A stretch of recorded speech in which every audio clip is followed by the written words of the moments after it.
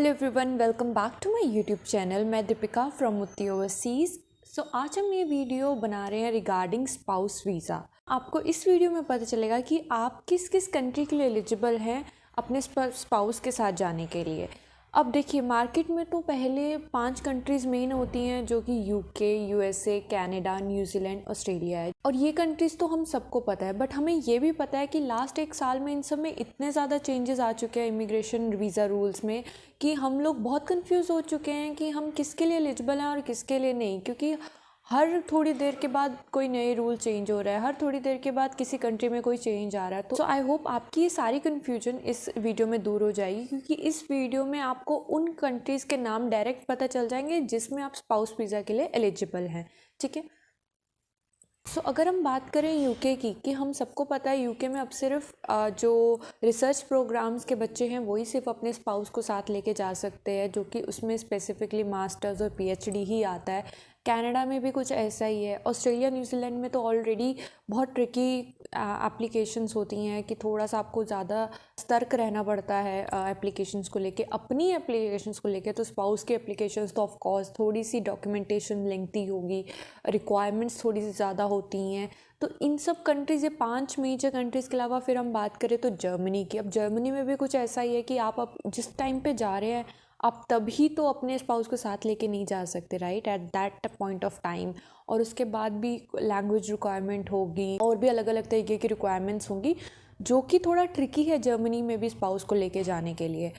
अब ये 6 कंट्रीज़ को छोड़ के अब मार्केट में, क्योंकि ये 6 कंट्रीज़ बहुत ज़्यादा सुनाई देती हैं, हम भी बोलते हैं, ऑफ कोर्स बोलते हैं पढ़ाई के लिए कि ये 6 कंट्रीज़ बहुत अच्छी है, आपको जाना चाहिए। बट रही बात स्पाउस की, अगर आपका स्पेसिफिकली स्पाउस एक कंसर्न है कि आप मैरिड हैं और आप पढ़ने भी बाहर जाना चाहते हैं, क्योंकि स्पाउस के बिना आप जाएंगे तो वहाँ पे अगर प्रोविज़न ही नहीं होगा स्पाउस को बुलाने का, तो आपका फ़ायदा क्या है? आप कितने ही साल अलग रह सकते हैं, राइट।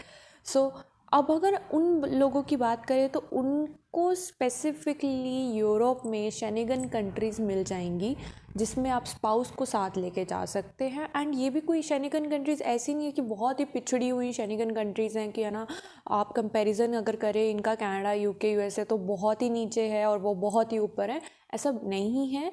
यहाँ पे आपको काम भी अच्छे से मिल सकता है, पीआर आपको कुछ सालों में इजीली मिल जाएगी अगर आप बाय रूल्स चलें। और हमारे पास इनमें से कई कंट्रीज़ के ऐसे कोर्सेज़ भी हैं जो कि कॉलेजेस को गवर्नमेंट फंडेड कोर्सेज़ हैं, ठीक है। वहाँ पे उन लोगों को, उन बच्चों की ज़रूरत है, उस स्पेसिफिक फील्ड में बच्चों की ज़रूरत है, तो गवर्नमेंट ने कॉलेज को ऑलरेडी फंडिंग की हुई है ताकि वो इंटरनेशनल स्टूडेंट्स को उन कोर्सेज़ में अट्रैक्ट कर सके। और इनके बहुत ही आराम से, अगर आपका बजट इशू भी है तो इसके बहुत ही कम पैसों में आपको पैकेजेस अवेलेबल मिल जाएंगे हमारे पास। तो अगर आपको इन पैकेजेस के बारे में जानना है तो आप हमारे दिए गए नंबर पे कॉल कीजिएगा, ठीक है। अब सस्पेंस को ब्रेक करते हैं, बात करते हैं उन कंट्रीज़ की जिनके बारे में मैं इतना कुछ बता चुकी हूँ। सबसे पहले is Finland, then is Sweden, then is Norway और डेनमार्क। ये 4 कंट्रीज़ हैं जहाँ पे आप अपने स्पाउस को अपने साथ ही लेके जा सकते हैं। जी हाँ, जैसे ही आपका स्टडी वीज़ा लग जाता है और उनका भी स्पाउस वीज़ा आप साथ में ही अप्लाई करोगे, तो आप दोनों सेम टाइम पे पहली बार में ही जा सकते हो। Even with your dependent children, अगर आपके बच्चे भी हैं आप उनको भी लेके जा सकते हो, ठीक है। तो आप चाहे बैचलर्स में जा रहे हो, चाहे मास्टर्स में जा रहे हो, इट डजेंट मैटर आप कौन सी फील्ड में जा रहे हो स्पेसिफिकली, क्योंकि बहुत सारे लोग होते हैं जिनको बैचलर्स में जाना होता है और वो जा ही नहीं पाते। मास्टर्स में तो आप यूके भी चले जाओगे, कनाडा भी चले जाओगे, राइट। बट अगर आपकी स्पेसिफिकली बैचलर्स की प्रोफाइल है और आप टाइमली बाहर जाना चाहते हो ताकि आप एक सेट पीरियड ऑफ टाइम में वहाँ पे सेटल भी हो सको, तो आपके पास ये 4 कंट्रीज़ के ऑप्शंस हैं। और इसमें पीआर का पाथवे भी आपको फुल्ली डिफाइंड होगा।